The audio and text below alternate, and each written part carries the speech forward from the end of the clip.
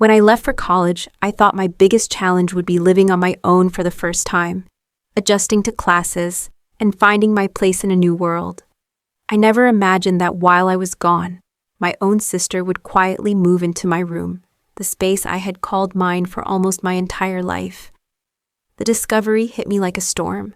I came back during my first semester break, excited to step into my room, to collapse on my old bed, to smell the familiar scent of my posters, my books, and the memories I had left behind. Instead, I walked into a space that felt foreign. My desk was gone, my shelves had been rearranged, my bedspread replaced. My sister's clothes were scattered everywhere. Her makeup lined the dresser, and her laughter echoed from the doorway as if she had been waiting for me to realize. "This is my room now," she said with a smirk, as if daring me to challenge her. I stood there frozen, the air sucked out of my lungs. It wasn't just a room, it was my sanctuary, the place where I had written in my journals, cried during lonely nights, and dreamed about my future. And now it was gone, occupied by the person I thought I could trust most. My parents, when confronted, shrugged it off as if it was the most natural thing in the world. "You're at college now. You don't need it anymore. Your sister needed more space," they said. The betrayal stung deeper than I expected. It wasn't just about losing 4 walls and a bed. It was about losing my place in my own home. It was about realizing that the moment I stepped out to chase my dreams, I had been replaced without hesitation. I tried to argue, tried to explain how much that room meant to me, but no one seemed to care. My parents dismissed it as unnecessary drama, and my sister reveled in her victory, acting as if she had won some long-standing battle I didn't even know we were fighting. From that moment, something shifted between us. Our sibling bond, once filled with shared secrets and late-night talks, fractured into tension and bitterness. I couldn't look at her without remembering the smug smile on her face when she declared my room as hers. But that was only the beginning, because months later, after she had claimed what was mine, she came to me with a request that nearly made me laugh in disbelief. She wanted to move in with me at college, into the small apartment I had worked so hard to afford on my own. When she first brought it up, I thought she was joking.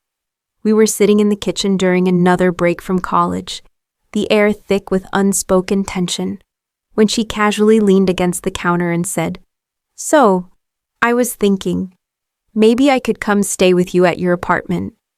You've got space, right?" I almost choked on my coffee. The audacity of it stunned me. This was the same sister who had claimed my room the moment I stepped out the door, who paraded around in my space like it was her victory prize, who laughed when I protested. And now she wanted me to make room for her? "Why would you even want to live with me?" I asked slowly, trying to keep my voice calm, though inside, my thoughts were screaming. She shrugged, tossing her hair back in that casual, dismissive way she always did when she wanted to pretend something wasn't a big deal. "It just makes sense. College is expensive. Mom and Dad think it would be good for us to help each other out. Plus," her smile widened and my stomach twisted, "you owe me." That last part made my jaw drop. I owe her? For what? For taking my room? For making me feel like a stranger in my own house? "What exactly do I owe you for?" I asked, my tone sharper than I intended. Her expression hardened for just a second before she smoothed it over with a fake laugh. "Oh, come on, don't be so dramatic. You've got it good. You're living on your own, making your own choices. Meanwhile, I'm stuck at home with all the rules. It's not fair. If you let me stay with you, we both win. You won't be lonely, and I'll finally have freedom." It was manipulative, and she knew it. I thought back to all the nights in my dorm room, staring at the ceiling, missing home. Not just the physical space, but the sense of belonging. I remembered how it felt walking into my room and realizing it had been erased, replaced, claimed by someone who didn't even appreciate what she had taken. And now she wanted to invade the one place I had left, the space I had built for myself with scraped-together savings and long shifts at a part-time job. I looked at her, really looked at her, and for the first time, I saw not just my little sister, but someone who had grown used to taking without asking. Someone who believed that if she wanted something, she could simply reach for it, and the world or her family would bend to her will. "No," I said finally, my voice steady. She blinked, as if the word had never been said to her before. "What do you mean, no?" "I mean no. You took my room when I left. You didn't ask. You didn't care how it made me feel. And now you want to take over my apartment too? I'm not doing this again." Her face flushed red, her eyes narrowing. "Wow, so that's how it's gonna be? After everything, you're just gonna shut me out?" I almost laughed at the irony. After everything, she was the one who had shoved me out, not the other way around. But before I could respond, Mom walked into the kitchen, catching just enough of the conversation to frown. "What's going on?" My sister jumped at the chance, putting on her sweetest voice. "I was just asking if I could stay with her at her apartment, but she's being so selfish about it." Selfish. The word sliced through me like a blade. All my life, I had tried not to be selfish. I studied hard, I saved my money, I left home to create opportunities for myself.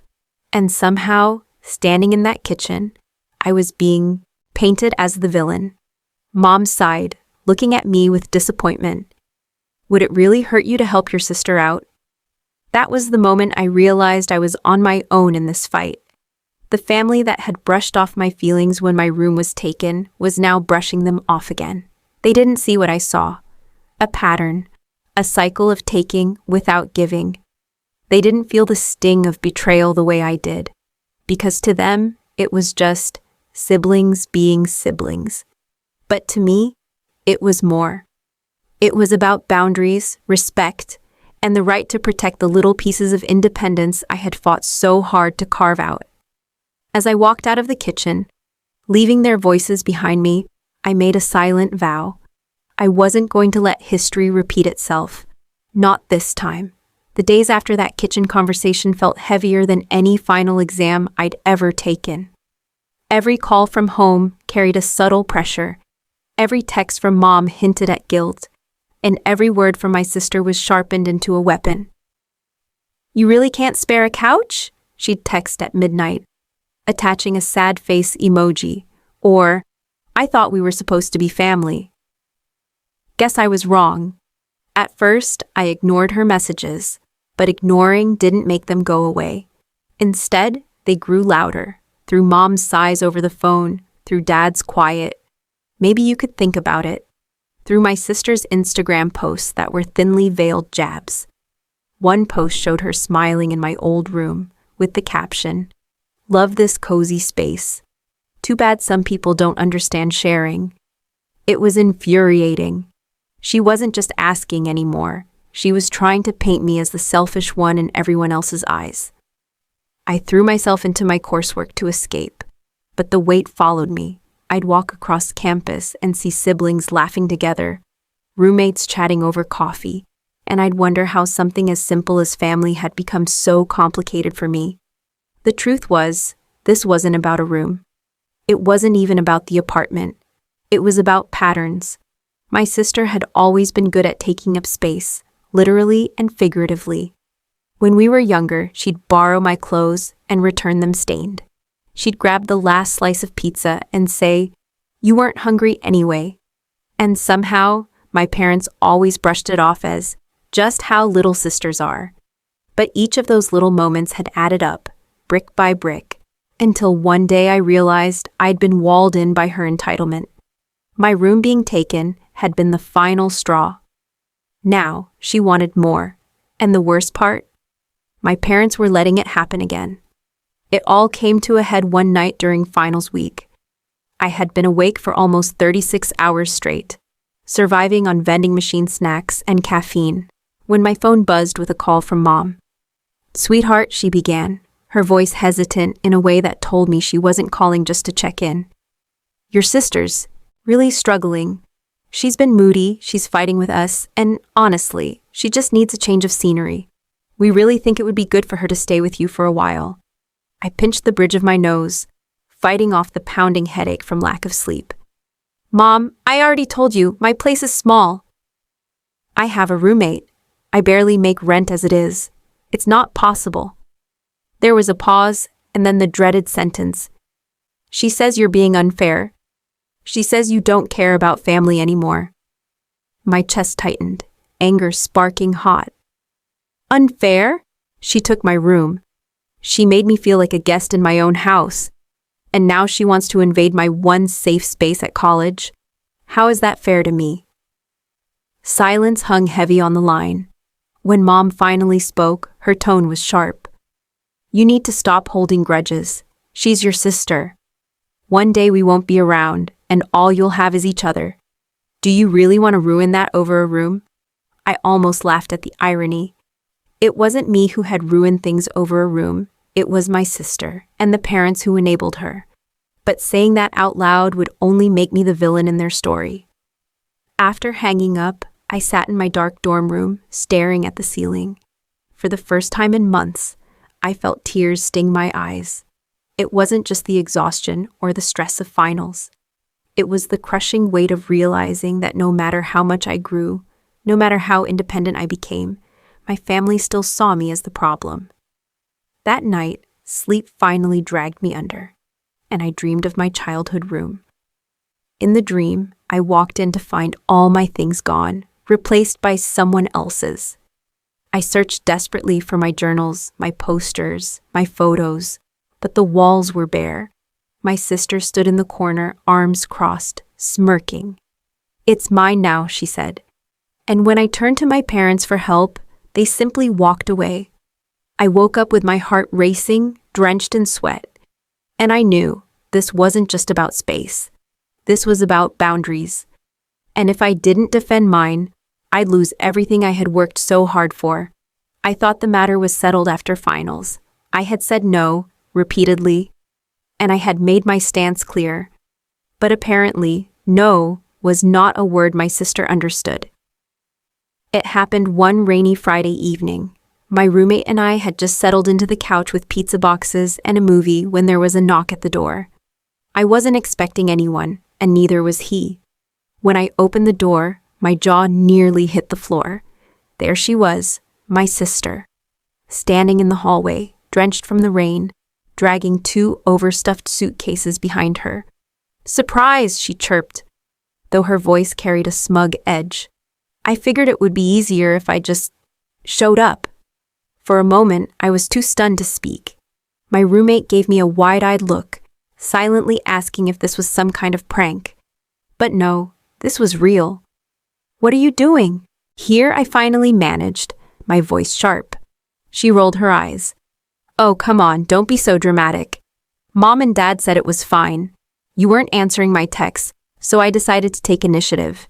You should be proud of me for being independent. Dragging herself uninvited into my life, expecting me to clean up the mess, my blood boiled. "You can't just show up here with your bags and expect me to let you stay," I snapped. She shrugged, brushing past me into the apartment as if she owned the place. "Well, I'm already here. You wouldn't throw me out into the rain, would you? That would make you look really bad." The manipulation was blatant, but effective. My roommate looked at me with discomfort, clearly unwilling to be part of a family drama, and retreated to his room. That left me standing in the living room, watching my sister plop onto the couch, dripping water onto the cushions, grinning like she had won. I wanted to scream. I wanted to drag her back out into the rain and slam the door behind her. But my parents' voices echoed in my head. "She's your sister. You need to help her," so I did nothing. I let her stay, at least for the night. But as I lay awake in my room, listening to the sound of her unpacking, I realized something terrifying. If I didn't stand firm, if I didn't draw the line once and for all, this wouldn't just be one night. She would make herself at home here the same way she had back at my parents' house. She would take and take until there was nothing left for me. And this time, it wasn't just about a bedroom. It was about my life. The next morning, I woke up to the smell of my coffee pot brewing, except I hadn't started it. Confused, I stumbled into the kitchen to find my sister humming cheerfully, pouring herself a cup. My favorite mug, my mug, was in her hands. "Morning, Rumi," she said brightly, as if she hadn't forced her way in uninvited the night before. "Rumi?" The word made me bristle. "This isn't permanent," I muttered, reaching for a granola bar. "You're leaving today." She gasped dramatically, clutching her chest like I had stabbed her. "Wow, you really are heartless. After I came all this way, after I braved the rain and everything, you can't even let me stay for a few days?" Her performance was Oscar-worthy. If she had cried right then, she could have won a standing ovation, but I knew better. I had seen this act my whole life. She pushed boundaries until someone caved, then pretended she was the victim. I stood my ground. "You can stay for breakfast, but you're leaving." After she rolled her eyes. "Relax. I already talked to Mom and Dad. They said it's fine. They'll even help with some of the rent if you need it." That hit me like a slap. She had gone behind my back again, pulling my parents into the equation. They weren't the ones living here. They weren't the ones who would be stuck with her mess, her noise, her complete disregard for boundaries. But of course, they had no problem volunteering my space for her comfort. And just like that, I felt the old helplessness creeping in. The same feeling I had when I found my room taken over. When my parents shrugged off my protests, my voice, once again, didn't matter. That day turned into a battle of wills. She sprawled on the couch with my Netflix account, leaving her wet towels in the bathroom.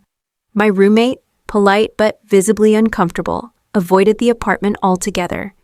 And me?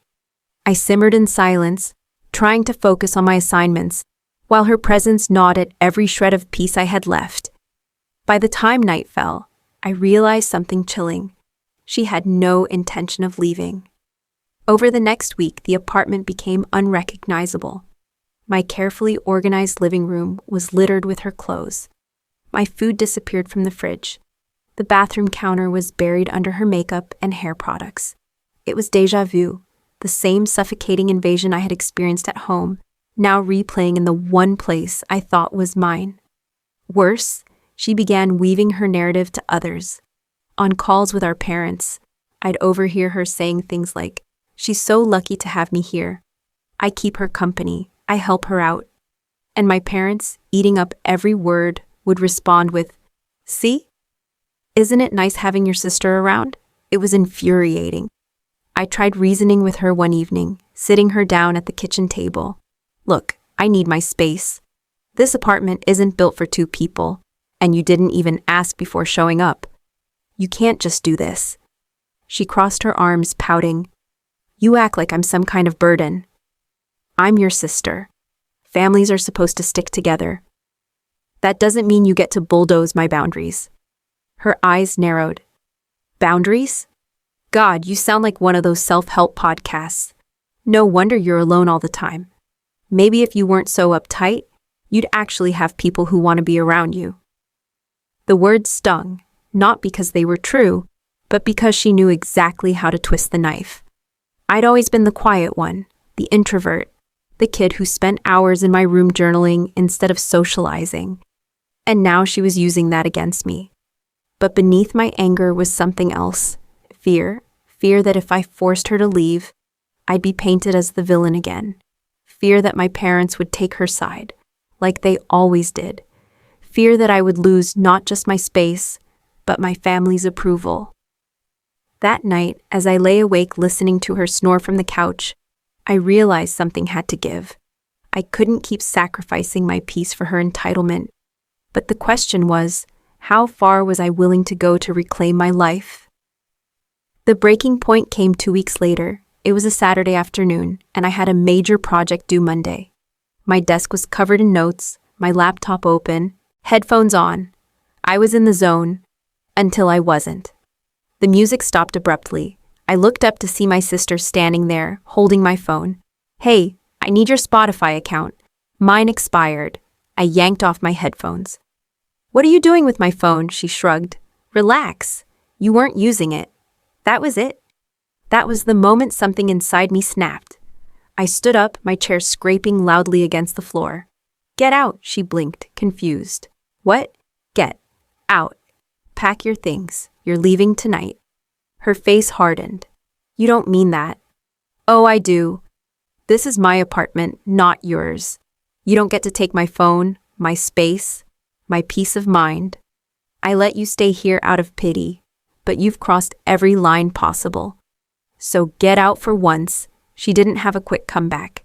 Her mouth opened and closed, her eyes darting like a trapped animal. Finally, she spat. "Fine. I'll leave. But don't come crying to me when you realize you need me." She stormed into the living room, shoving clothes into her suitcase with dramatic flair. My roommate peeked out of his room, eyebrows raised, and I gave him a small nod. It's over.